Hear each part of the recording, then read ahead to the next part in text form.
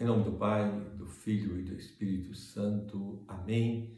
Louvado seja o nosso Senhor Jesus Cristo, para sempre seja louvado. Com alegria estamos aqui, meu irmão, mais um dia. Eu, Silvio Franco, pela graça de Deus e pela intercessão de Nossa Senhora, levando a você mais uma vez uma reflexão do dia.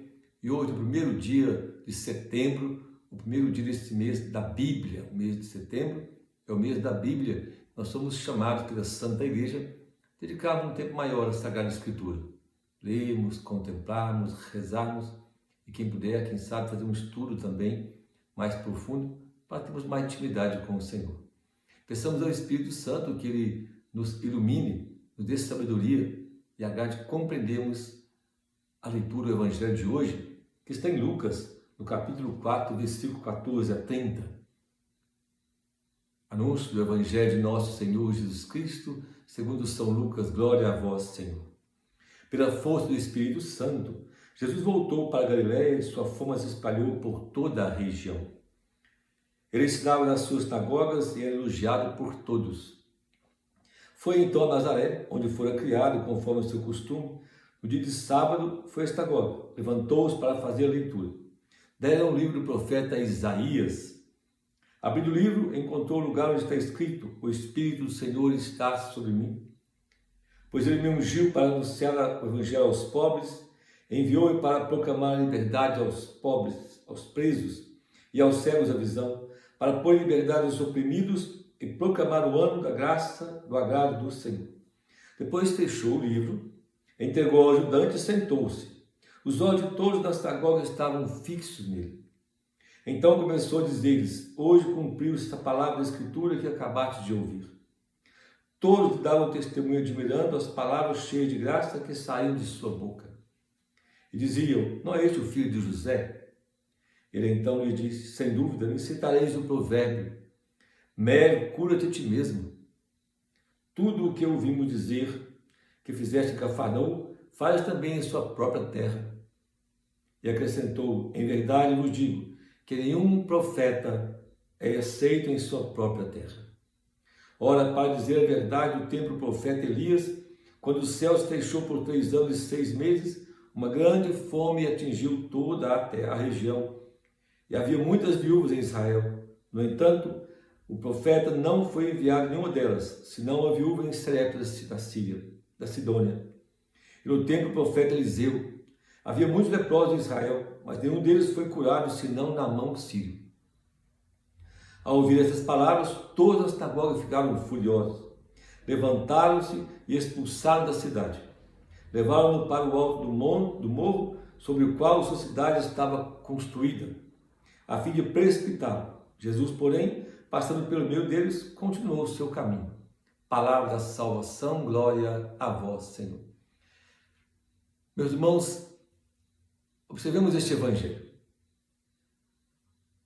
Começa assim: pela força do Espírito Santo. Lembramos, no início do capítulo 4, Jesus vai ser conduzido ao deserto como?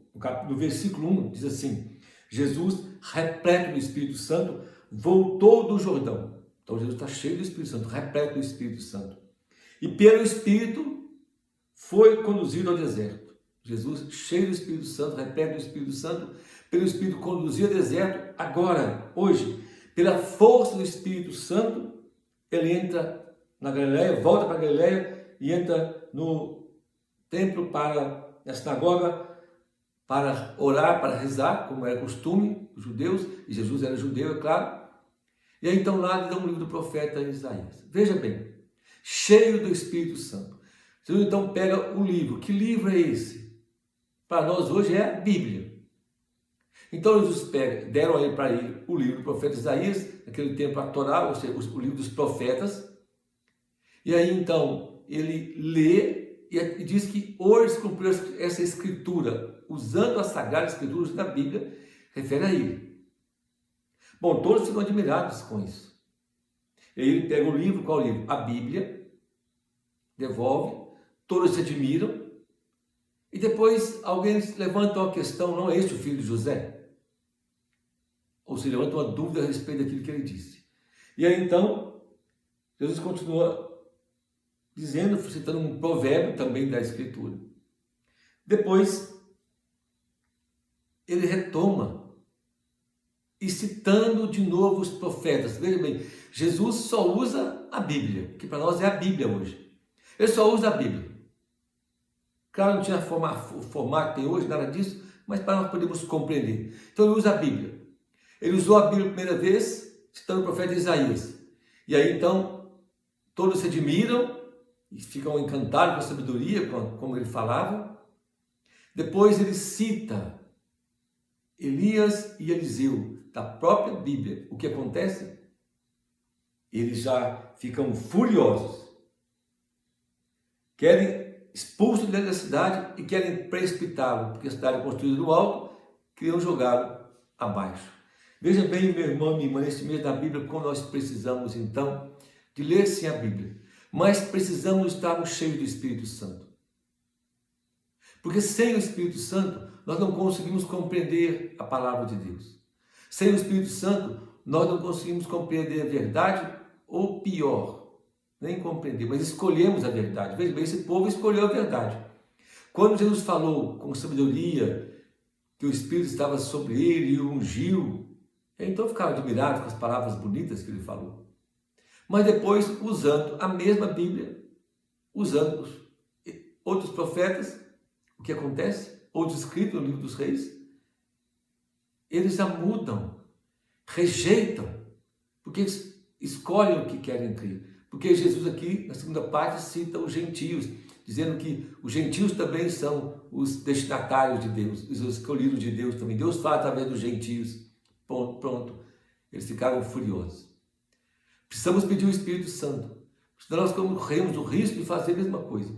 Cremos em parte da Bíblia, em parte da verdade, e crer em parte é uma heresia.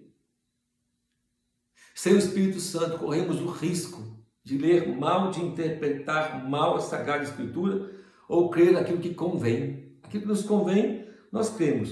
Se não me convém, eu não creio. Se vai contra o que eu penso, eu não aceito. Eu só creio naquilo que eu quero. Não. Nós não podemos mudar o Evangelho, nem mudar Jesus, nem mudar a verdade. É a verdade. O Evangelho é Jesus que quer nos mudar, nos converter. Por isso, meu irmão e minha irmã, neste mês, vamos dedicar à Sagrada Escritura. Vamos ler com mais amor a Sagrada Escritura. Mas vamos ler cheio do Espírito Santo, pedindo que o Espírito Santo nos ilumine e nos capacite, de sabedoria e entendimento claro, para com a igreja, com a Santa Igreja, nós vivemos, cremos na palavra de Deus. Que a Virgem Maria nos ajude nesse mês, como ela, compreender, ler e guardar no coração tudo que o Senhor nos falar através da sua palavra.